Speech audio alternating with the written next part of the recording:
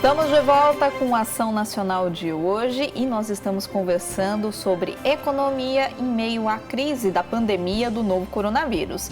Eu converso com o economista Vitor Baldin e a mentora do Sebrae, consultora de carreira e negócios, Carla Falcão. Carla, nós encerramos o bloco anterior, então, falando de micro e pequenos empresários. O Vitor citou um crédito do Sebrae para essas pessoas que viria com uma taxa muito boa, né? De empréstimo, 0% de taxa. Em contrapartida, essas pessoas teriam que fazer um curso ali do Sebrae. E isso vem em ótima hora, porque a gente vem aí de alguns anos em que o empreendedorismo é bastante estimulado no Brasil, só que ao mesmo tempo são pessoas, muitas delas, né, que abrem a empresa, seguem e não tem esse planejamento, não sabe fazer um plano de negócios, não tem essa qualificação para tocar a empresa por muitos anos e que é uma qualificação importante não só agora para um período de pandemia, mas para a boa sobrevivência da empresa dela por muitos anos. Exatamente. Isso tem sido um lado até interessante desse momento, em que a gente precisa olhar para os nossos talentos, que às vezes estão escondidos dentro de casa, e que eu digo, poxa, se isso que eu fiz a vida inteira eu não vou mais poder fazer, o que eu vou fazer agora? Eu preciso gerar renda. O que eu tenho comigo de conhecimento, e aí o bacana é que também são oferecidos muitos cursos gratuitos nesse momento, para a gente poder se qualificar, olhar para essas oportunidades, pensar como você vai se desenvolver nesse período e criar um novo caminho. Então, se eu não posso mais fazer o que eu fiz a vida inteira, será que empreender é o momento para mim? E a gente fala que agora vai acentuar um pouco o empreendedorismo por necessidade.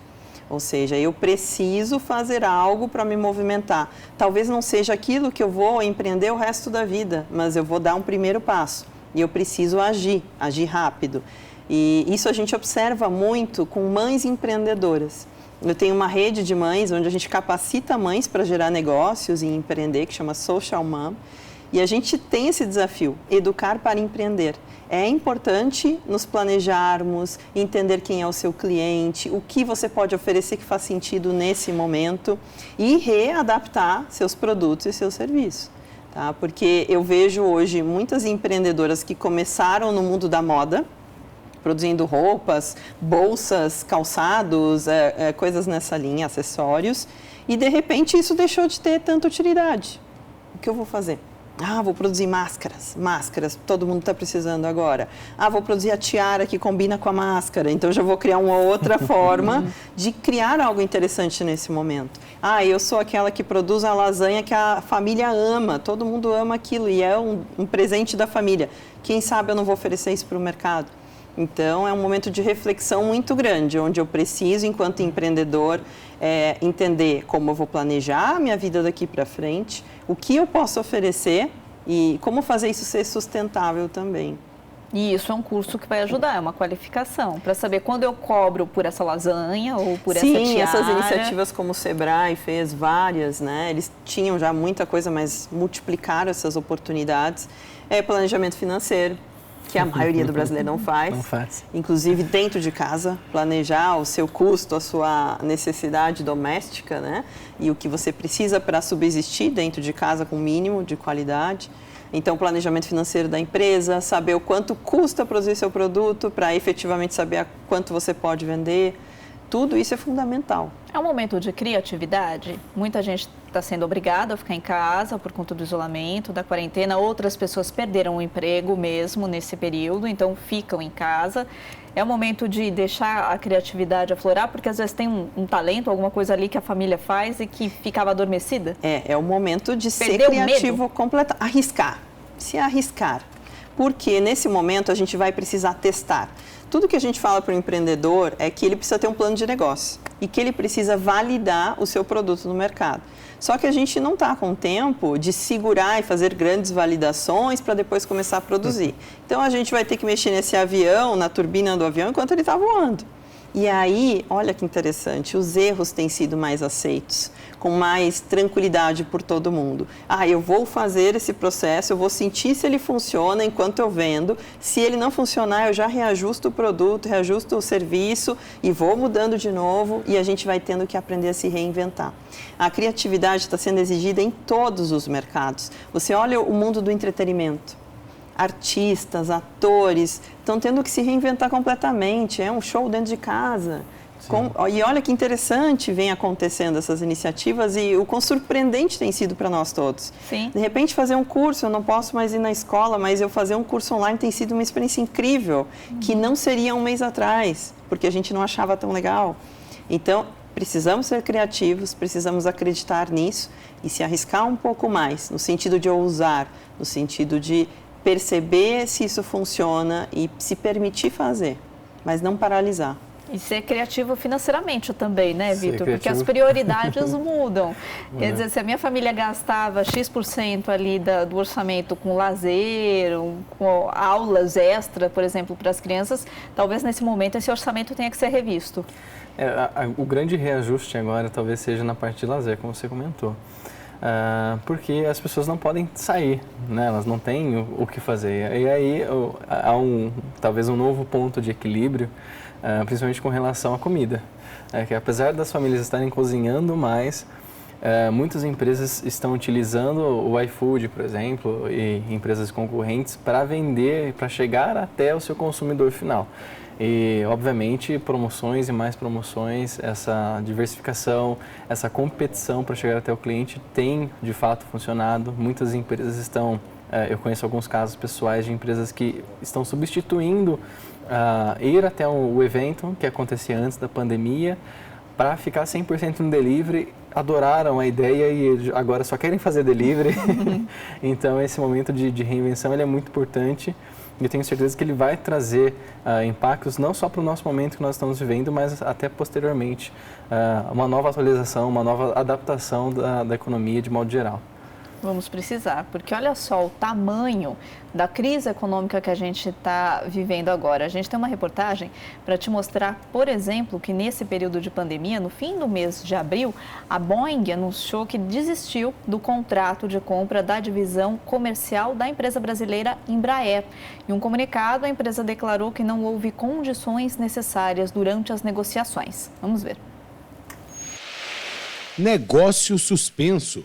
A gigante da aviação americana Boeing anunciou nesse sábado que rescindiu um acordo de 4,2 bilhões de dólares para adquirir a divisão de aviões comerciais da rival brasileira Embraer. As companhias planejavam formar uma joint venture na qual a Boeing teria 80% da participação nessa divisão. Os 20% restantes permaneceriam sob controle da brasileira. Mark Allen, responsável da Boeing para a parceria com a Embraer, classificou as negociações como mal sucedidas, uma vez que condições de contrato não teriam sido atendidas. As duas empresas poderiam prolongar as negociações, mas finalmente desistiram de continuar a operação. As empresas vão manter, no entanto, o contrato vigente relativo à comercialização e manutenção conjunta da aeronave militar C-390 Millennium, assinado em 2012 e ampliado em 2016. O plano de fusão da Boeing e Embraer foi anunciado alguns dias após a entrada em vigor da parceria entre a Airbus e a canadense Bombardier.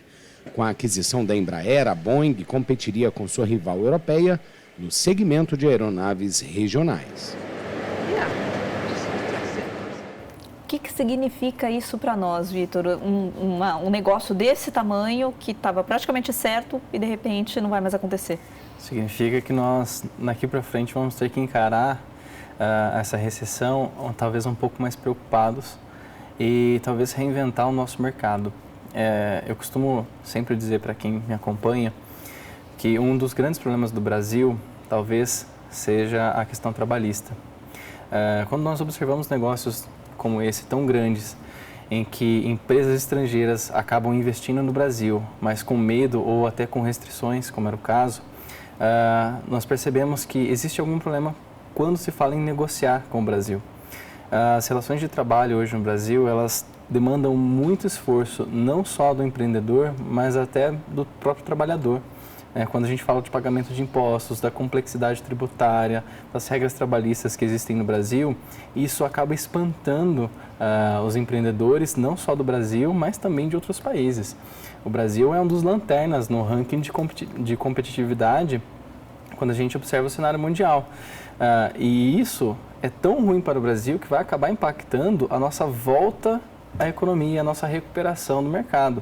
Porque, por exemplo, quando você demite um americano, Você demitiu ele naquela semana, acabou. O que você vai pagar para ele é relativo ao trabalho que ele exerceu na semana passada.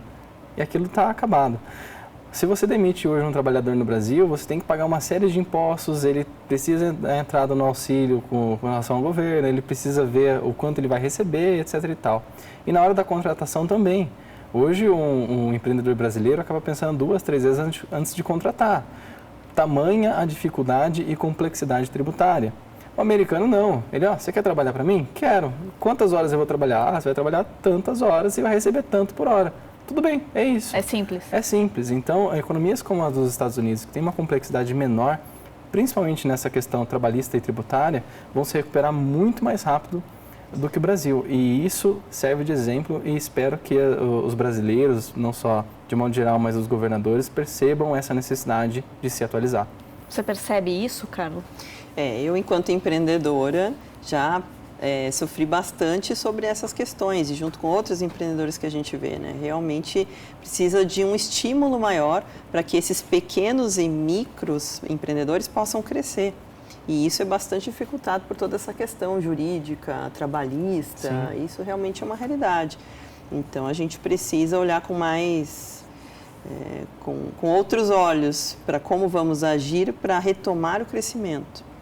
Lógico que a gente vai fazer isso, mas talvez demore mais um tempo. Porque a gente vai trabalhar numa operação no limite, talvez por mais tempo, por não saber como a coisa vai se comportar ali na frente.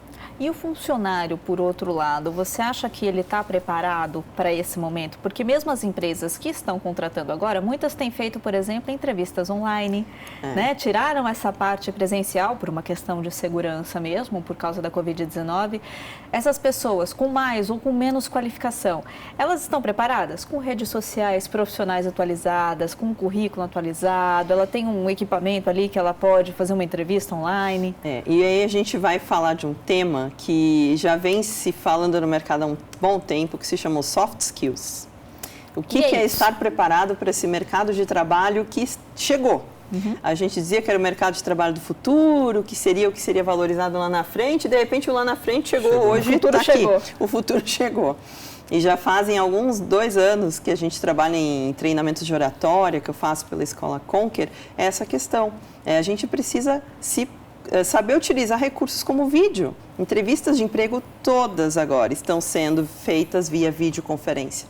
Como criar uma conexão com o vídeo, como ser objetivo e assertivo nas respostas para que você possa chegar onde você precisa. Então, empatia é muito exigida desse profissional, entender como resolver problemas complexos que envolvem muitas partes, como se posicionar, como comunicar de uma forma mais objetiva, já que não estamos mais juntos aqui, todos olho no olho. É um olho na câmera, é um pouco diferente. E nem todo mundo tem essa facilidade de lidar com a câmera e nem tinha também essa necessidade, né? Até isso, e às vezes até por conta da timidez, do receio, de mas será que eu vou aparecer na câmera? Será que vai dar certo isso? Agora não tem alternativa, tem que ser assim. Então, isso só vem reforçando a importância da gente se comprometer com essas mudanças e estar aberto para elas. Então, é muito importante olhar para isso. Como você reage às mudanças? Você está paralisado ainda pensando em como vai ser lá na frente? Ou você já está dando passo hoje que você pode dar para amanhã ser melhor do que hoje? Acho que esse é um ponto importante para o profissional. A gente não pode querer fazer grandes planejamentos, apesar da importância disso, a tão longo prazo, porque a gente não conhece o longo prazo. Mas é o que eu posso fazer hoje para amanhã ser melhor do que hoje. Então, o que eu posso fazer hoje? E eu faço isso um dia por vez até chegar onde a gente precisa. E isso é no planejamento financeiro, isso é na rotina familiar, isso é no meu negócio, na reinvenção do meu produto, do meu serviço. É um olhar para a tua presença enquanto ser humano. Cada vez mais precisamos ser seres humanos. E como que as tuas redes sociais estão te ajudando nisso? A gente tem, às vezes, uma desconfiança aí de redes, por exemplo, LinkedIn. Mas LinkedIn é só para buscar emprego? E não é. O LinkedIn é uma rede que fez 17 anos essa semana agora. Então, há 17 anos que eles vêm trabalhando a questão da empregabilidade também, mas do desenvolvimento do profissional. E como que está a sua presença nessas redes? Será que você é um profissional que tem algo para compartilhar? Eu falo muito disso.